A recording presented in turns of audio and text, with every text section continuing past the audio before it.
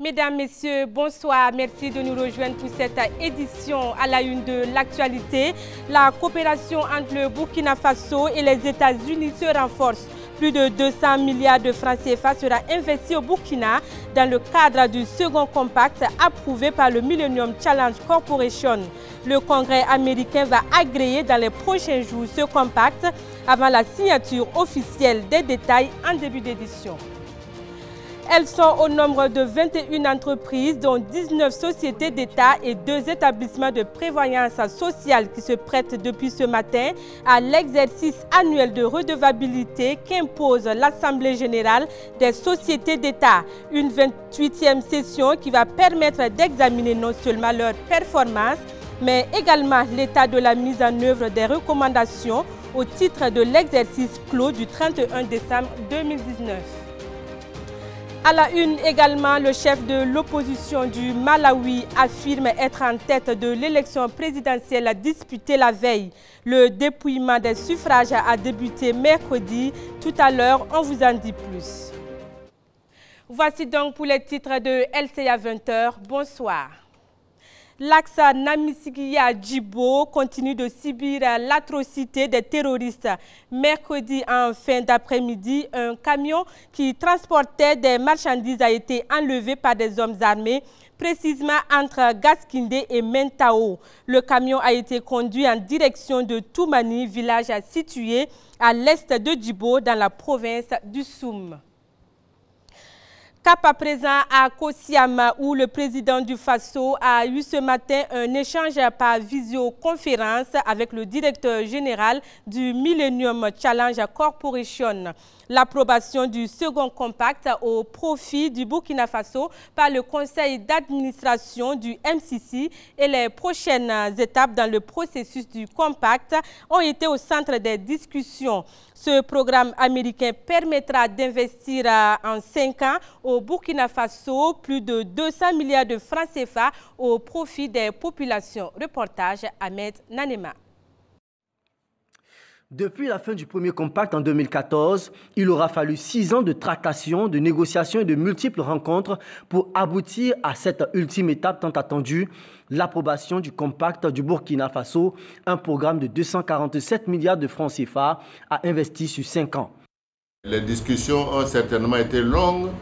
Les recommandations et ce qui avait été demandé également au Burkina Faso d'accomplir son diligence ont pu être effectué, et je pense que c'est une très bonne chose qu'après l'ensemble de ces longues discussions, nous soyons finalement accordés. Thank you, Mr. President, and we know what good partners Burkina is. MCC's been very proud of its relationship with your country. Les investissements vont cibler le secteur de l'électricité comme une grande priorité. L'objectif affiché est de donner au Burkina une puissante énergie pour son développement en réduisant le déficit électrique qui freine les projets d'industrialisation du pays.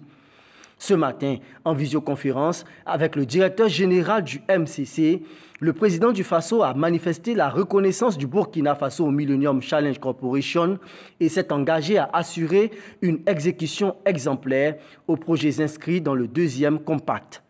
Nous avons été très enchantés et réjouis d'apprendre que le deuxième compact a été agréé par le conseil d'administration du MCC. Je voudrais en tout cas vous remercier pour cette confiance renouvelée au Burkina Faso, qui pour nous est un témoignage de l'amitié qui existe entre le Burkina Faso et les États-Unis. La grande messe des sociétés d'État a débuté ce matin à Ouagadougou. Pendant donc 48 heures, les comptes et situations des 21 sociétés d'État burkinabais seront passés au peigne fin. D'ores et déjà, les grandes lignes des performances de ces entreprises publiques sont connues et le bilan 2019, on peut le dire, est globalement satisfaisant. Gilles Dasda et Achille Ouedraogo nous font le point. Les nouvelles sont bonnes. De 1268 milliards 500 millions de francs CFA en 2018, le chiffre d'affaires global de l'ensemble des sociétés d'État passe à 1379 milliards 200 millions, soit une croissance de plus de 8,7%. La contribution de ces 21 sociétés d'État au budget national passe, elle, de 332 milliards à plus de 335 milliards de francs CFA.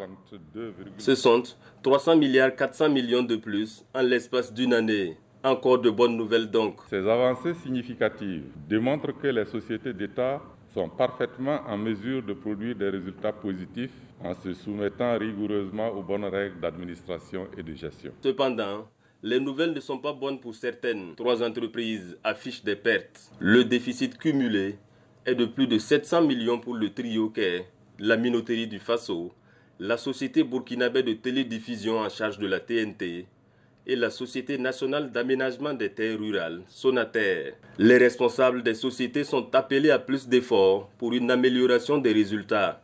La voie proposée à cette Assemblée générale des sociétés d'État: renforcer les capacités d'investissement nouveaux et maîtriser les charges relatives au personnel. Je vous invite à prendre les mesures permettant de ramener dans des proportions raisonnables le taux d'accroissement de ces charges courantes qui a atteint 8% entre l'année 2018 et 2019. Cette option est une nécessité vitale, d'autant plus que le taux d'exécution du budget des investissements est ressorti seulement à 46,39% en 2019. Dans le contexte de l'année 2020, marquée par la maladie du coronavirus, je vous invite ardemment à dégager des marges de manœuvre importantes à vue d'augmenter les capacités d'investissement structurant de nos entreprises publiques. L'Assemblée générale des sociétés d'État, qui est à sa 28e année, est un outil qui a pour but d'instaurer la bonne gouvernance au sein des entreprises publiques. Elle réunit chaque année membres du gouvernement, structures dirigeantes des sociétés étatiques pour examiner les comptes et le mode de fonctionnement de ces dernières. Et si pour certains de ces fleurons nationaux, tout semble aller pour le mieux, les comptes d'autres sociétés du public ont été émaillés par quelques problèmes. Quel est l'apport de ces entreprises dans les richesses du Burkina Faso? Quels sont les écueils auxquels elles font face? Réponse dans ce téléma de Gildas Da et de Achille Ouedraogo. Sur les 21 sociétés d'État, 18 ont réalisé des bénéfices en 2019. Un bénéfice de 192 milliards 345 millions. Néanmoins, il y a 3 mauvais élèves cette année, avec une perte cumulée de 704 millions de francs CFA. En comparaison, dans l'exercice 2018, le déficit était de plus de 2 milliards 300 millions pour les 6 entreprises qui étaient dans le rouge. L'année 2019 voit donc un résultat net cumulé de l'ensemble des entreprises publiques en hausse par rapport à celle d'avant. Le résultat net global de nos 21 entreprises s'établit à 191,641 milliards de francs CFA contre 172,664 milliards de francs CFA en 2018, soit une amélioration de 10,99%. Amélioration, oui, mais les résultats laissent entrevoir une baisse de chiffre d'affaires par endroit. C'est le cas, entre autres, de la Sonater, la Poste BF, le CGC et la CEPB, dont les chiffres d'affaires ont baissé respectivement de 2,717 milliards, 1,921 milliards, 193 millions et 115 millions de francs CFA. Et cette situation entraîne inéluctablement la baisse de la contribution des sociétés d'État au produit intérieur brut, passant ainsi de 209 milliards 700 millions en 2018 à 205 milliards 300 millions l'année passée, soit une baisse de 4 milliards 400 millions de francs CFA. Les plus fortes baisses ont été enregistrées à la Sonabi pour 8,627 milliards, la Sonabel pour 4,094 milliards et la Poste BF pour 2,885 milliards de francs CFA. Par contre, certaines charges ont explosé. Les charges de personnel de nos entreprises publiques ont augmenté de 5,569 milliards de francs CFA en 2019. C'est le cas à la Sonabel, à l'ONEA, à la Poste BF où ces charges ont augmenté respectivement de 2,326 milliards, 1,769 milliards et de 531 millions de francs CFA. Pour expliquer les baisses de performance, les entreprises pointent du doigt la situation sécuritaire, la difficulté de recouvrement de certains honoraires et créances de cotisations sociales, ou encore la complexité des procédures de passation de marché.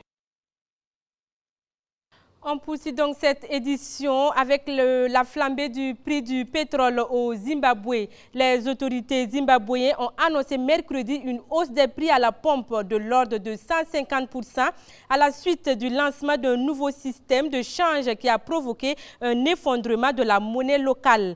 La réintroduction mardi de ce système destiné à stabiliser la monnaie a vu le dollar zimbabwéen perdre plus de la moitié de sa valeur face au dollar américain en une journée. Au Malawi, le chef de l'opposition est largement en tête de la présidentielle. Scrutin présidentiel rejoué mardi après l'annulation pour fraude en 2019. Le décompte provisoire de la radio-télévision publique attribuait au chef de l'opposition 59% des suffrages contre environ 38% à son adversaire Peter Mutharika. Retour au Burkina pour parler de l'affaire d'acquisition des 77 véhicules par la mairie de Ouagadougou. Une affaire qui continue de faire des gorges chaudes depuis les révélations faites par le journal Courrier Confidentiel. L'opposition municipale monte au créneau et exige la démission du maire central de Ouagadougou. On en sait plus dans ce compte-rendu signé Alain Koulibaly, Constantin Sieda. C'était le 22 juin dernier, lors de la première session ordinaire du conseil municipal de la ville de Ouagadougou. Scène de protestation, échauffourée entre forces de l'ordre et protestataires, dénonçant des malversations dans la gestion du bourgmestre de la capitale. Une session dont les clauses sont contestées par un ensemble de conseillers municipaux issus de l'opposition politique. Cette situation était la manifestation d'un ensemble de conseillers et de citoyens de la ville de Ouagadougou qui ont voulu empêcher le maire de la commune de valider la malversation dont il s'est rendu coupable dans l'affaire de location de 77 véhicules à hauteur de 4 milliards 600 millions de francs CFA. La délibération portant sur l'approbation de l'acquisition de véhicules par Crédit Bail a été discutée au cours d'une session pendant laquelle des observations ont été émises par des conseillers de l'opposition. Cette approbation a été faite par la majorité des conseillers présents pour acquérir du matériel de qualité pour la commune de Ouagadougou, à condition que les observations soient prises en compte. Pour nous, conseillers de l'opposition, il y a eu abus de confiance dans cette affaire et faux et usage de faux, car le maire n'a pas porté les amendements de la session avant la conclusion du contrat. De cette affaire, il faut retenir que les 12 maires d'arrondissement sans distinction de bord politique avaient tous retourné les véhicules à eux donnés par la commune de Ouagadougou. Et parmi eux figurent les maires du MPP. Le maire Bewende a l'habitude de dire à qui veut l'entendre qu'il a obtenu le quitus du conseil municipal pour agir. Cependant, il faut rappeler qu'un accord d'agir n'est pas un accord de mal agir. Au regard de ces éléments, l'opposition municipale exige la démission du maire de la ville de Ouagadougou et l'annulation de la session municipale. L'opposition municipale exige la démission du maire de Ouagadougou. Nous demandons en outre l'annulation de la session par le Haut Commissariat du Kadiogo. Au cas où M. Bewende refuse la démission, nous invitons le ministère en charge de l'administration territoriale et de la décentralisation, ministère de tutelle, à suspendre le maire de la commune. Par ailleurs, l'opposition municipale entend saisir les juridictions compétentes pour donner suite à cette affaire. Autre point dans cette édition, il s'agit de l'enrôlement biométrique qui a débuté le 22 juin. Au deuxième jour, les choses semblaient rouler au ralenti. Et à Ouagadougou, par exemple, les citoyens désireux de se faire enrôler se font rares dans certains sites. Pendant ce temps, d'autres sites de la capitale burkinabé font face à des difficultés techniques. C'est du moins le constat fait hier matin par Judith Chimadi et Constantin Sieda. C'est le deuxième jour de l'enrôlement biométrique à Ouagadougou et pour l'heure, l'ambiance est morose sur ce site de la Capucine. Zongo Benjamin, opérateur de kit, se tourne les pouces en attendant des citoyens désireux de se faire enrôler.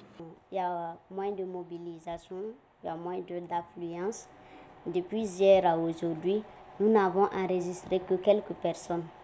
Voilà, sinon tout est parfait, nous ne rencontrons pas de difficultés majeures. Sur le site de la trame d'accueil, par contre, le constat est tout autre. En groupe ou en solo, des citoyens défilent pour se procurer leur carte d'électeur. L'affluence est au rendez-vous. Les gens viennent, ils sortent trop. Bien vrai que c'est le début, mais depuis qu'on a commencé, moi en tout cas, je n'ai jamais fait un tel nombre les premiers jours comme cela. Non loin de là, sur un autre site, les opérateurs de kit font plutôt face à des difficultés techniques. Au niveau de l'empreinte, il arrive souvent qu'il y a des droits qui ne s'affichent pas. Et donc, je suis obligée d'appeler mon supérieur pour qu'on m'aide un peu. À cela s'ajoute souvent l'incompréhension du processus d'enrôlement par certains citoyens. Il n'est pas rare qu'ils viennent avec des cartes d'identité déjà expirées, toute chose qui ne permet pas qu'on les enrôle. Je suis venue pour faire l'enrôlement, mais on a dit que mon pièce là, que ce n'est plus valable depuis 2019. Que je ne peux pas faire, il faut que je parte faire une autre pièce pour venir. Mais je ne sais pas comment je vais faire. Si je pars tout de suite, je ne sais pas, on va faire pièce pour moi ou bien on ne va pas faire, je ne sais pas. Mais comment je vais faire pour m'inscrire? Eux, par contre, ont pu avoir leur carte d'électeur et n'espèrent plus qu'une seule chose, être au rendez-vous le 22 novembre prochain pour faire le choix d'un programme et des hommes et femmes qui vont les représenter. J'ai décidé de venir voter et m'enrôler plutôt pour faire un changement. Nous attendons bien un vrai changement. Le changement que nous avons fait en 2015, on n'attendait pas ce changement-là. Sincèrement, nous sommes dans une vie malheureuse, si je peux le dire ainsi. Je suis venu aujourd'hui, ce matin, pour venir faire ma carte, parce que ça m'énerve trop. Parce que tous les présidents qui sont montés dans le pouvoir, ils n'ont rien fait de bon. Rien, ils n'ont rien fait de bon. Ils nous font croire beaucoup de choses et pourtant ce n'est pas ça. Donc nous, on va se battre un jour en moto pour pouvoir changer le pays. Parce que le pays, c'est vraiment la demeure. C'est vraiment la merde. Il n'y a rien. Vraiment rien. Je suis un citoyen comme tous les autres. Bon, ne pas choisi, c'est un choix aussi. Donc je dois participer quand même. Pour montrer que je dois choisir aussi. Voilà, on dit l'indécision est préjudiciable. Voilà, c'est ça, raison pour laquelle je suis là. Débuté hier, l'enrôlement biométrique dans le Kadiogo va prendre fin le 9 juillet prochain. Le président sénégalais Macky Sall s'est mis en quarantaine pour 2 semaines après avoir été en contact avec une personne atteinte du coronavirus. Information annoncée hier par la présidence sénégalaise. Il a cependant lui-même subi un test qui s'avère être négatif. Le Sénégal a déclaré officiellement plus de 6 000 cas de coronavirus, dont au moins 4 000 rétablissements et 93 décès. Une partie de la capitale ghanéenne a été frappée par un tremblement de terre modéré dans la nuit d'hier aux environs de 22h53. Cette activité sismique semble de plus en plus se rapprocher en date. La dernière avant celle de ce jour s'est manifestée le 13 janvier 2019 aux environs de 17h01. Avant cela, c'était le 9 décembre 2018 aux environs de 7h50 où la terre a tremblé au pays de Kwame Nkrumah. Aucun bilan officiel n'a encore été communiqué par les autorités ghanéennes, même s'il est peu probable que cette secousse ait provoqué d'énormes dégâts matériels. Passons à présent en revue les quotidiens burkinabais et béninois qui abordent aujourd'hui la libération du journaliste d'investigation Ignace Sossou après 6 mois de détention.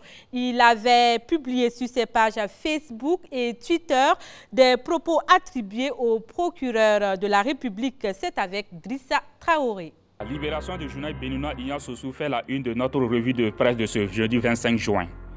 À la une de la tribune de la capitale, un quotidien béninois, on peut lire « Le journaliste Ignace Sossou recouvre enfin sa liberté ». Titre similaire ce Jeune Afrique, le journaliste Ignace Sossou sort de prison après 6 mois de détention. Et le magazine panafricain de rappeler qu'il avait été interpellé le 19 décembre dernier à son domicile par des éléments de l'Office central de répression de la cybercriminalité avant d'être placé sous mandat de dépôt fin décembre. La veille de son arrestation, poursuit le journaliste avait posté sur ses pages Facebook et Twitter des propos attribués au procureur de la République Mariam Mertounou intervenant lors d'une conférence sur les fake news. Mais malgré sa liberté recouvrée, Sossou fait un pourvoi en cassation, relève la Nouvelle Tribune, un autre quotidien béninois qui note que, en clair, Ignace Sossou ne va pas seulement se réjouir de sa liberté retrouvée. Il demandera que le droit soit dit au niveau de la Cour suprême. Le média pour lequel travaille le journaliste Bénin Web TV de préciser que, bien qu'il soit libéré de la prison civile de Cotonou ce mercredi 24 juin, après 6 mois de prison, la procédure judiciaire de l'affaire qui l'oppose au procureur de la République suit son cours. Selon l'un de ses avocats, Maître Brice Oussou, un pourvoi en cassation a été fait.